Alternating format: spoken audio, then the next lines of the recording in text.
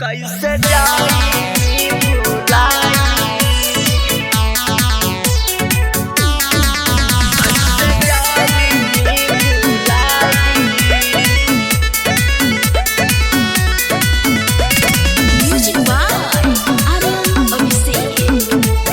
recording studio Ekangar सराय आगे बैठा लौला गनिया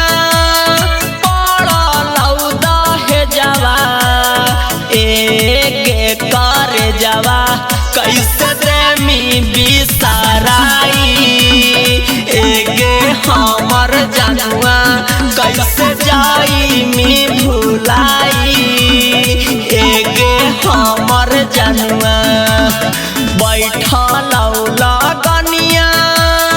पड़ा लौदा है जवा एगे कर जवा कैसे देमी बिसराई एगे हमर जनुआ कैसे जाई मी भुलाई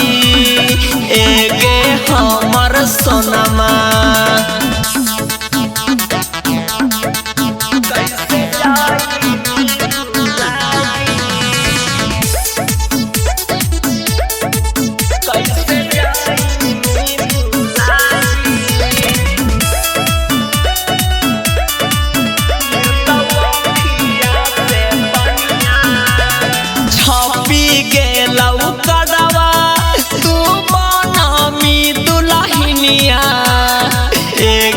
हमारा रानिया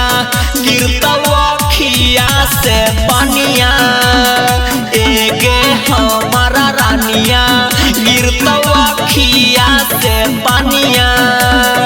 एगे हमारा रानिया छापी गेलौ कड़वा तू बनामी दुल्हनिया एगे हमारा रानिया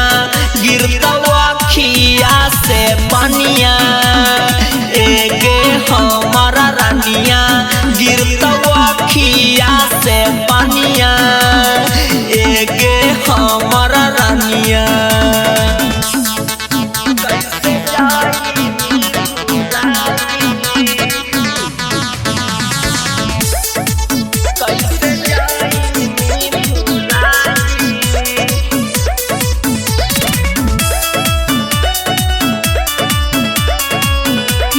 रिकॉर्डिंग स्टूडियो एकंगर सराय भोरे भोरे तू तो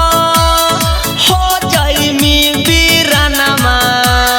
हेगे हमर जनुआ कैसे रहतौ कुंदनमा एगे हमर जनुआ